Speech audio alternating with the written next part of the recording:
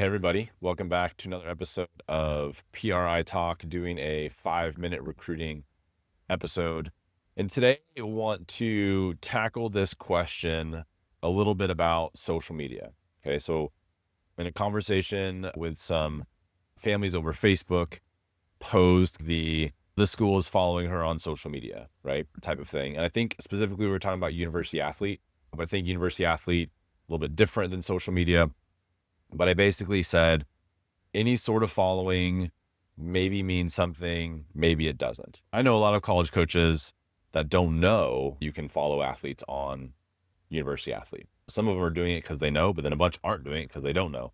And they don't know what it does, if it does anything. I linked it to following a school on social media or a school following you on social media. I said, it doesn't necessarily mean a high level of interest. It doesn't necessarily mean that the school is really that interested in you.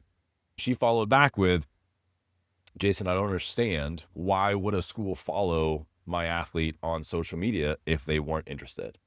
And I said, that is a great question. Let's some questions in return. Okay. So why do schools follow athletes on social media? Why? Is it because the athlete is already following them and so they want to follow them back? Is it just a follow for follow? Maybe the athlete isn't following them on social media and they want the athlete to follow them back. How many athletes do they follow? Do they follow a lot of athletes or do they only follow a few? Because if these volleyball programs are really only following the athletes that they're really interested in, then if you go look at their follows, they would probably really only be following 40 athletes total. So you could go through and maybe look at that. Who has control over the school's social media? That's a question you need to ask. Is it actually the coaching staff? It might not be. I know several schools that don't have control over their social media. It could be the GA, who doesn't know who they're even recruiting, or it could be the SID intern. Someone like that is doing their social media and just following people just because it's volleyball.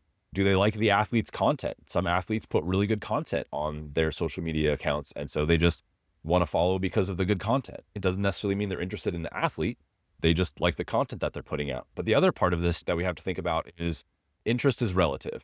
A school might follow an athlete on social media because they are interested, but how interested? So again, the previous question, how many athletes are they following, is part of it. We also know from experience that these schools will do a lot of different things. They will send 100 handwritten camp invites by snail mail to athletes they're quote unquote interested in. 100.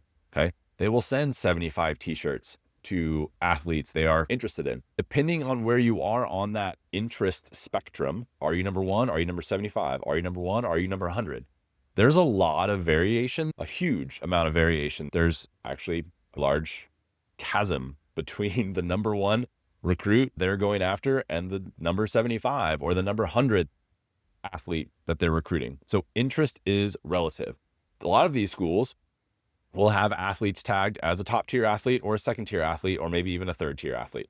I don't know why we have a third tier. That seems pointless to me. That's a topic I've talked about before, but first tier, second tier. Okay. And how many athletes are in each tier? How many athletes are in that second tier? How many times a year does a Division I school get into their second tier group of athletes? Could it mean that this school has some interest in the athlete? Yes. Could it mean that the school has no interest in the athlete? Yes. If they are interested, how interested are they in the athlete? And that's the question. To this parent, or the several parents I was having this conversation with over Facebook, that is the correct question. We have to ask that question of how interested is this school, and how much does following an athlete on social media actually mean, and how much of that can we take to mean real interest? Does it show interest? Potentially. How much interest, though? That's the part that we really need to be asking and figuring out. Because if they follow you on social media, but they don't follow you around the convention center at your qualifier, then we've got a pretty big gap as far as what we're assuming real interest is.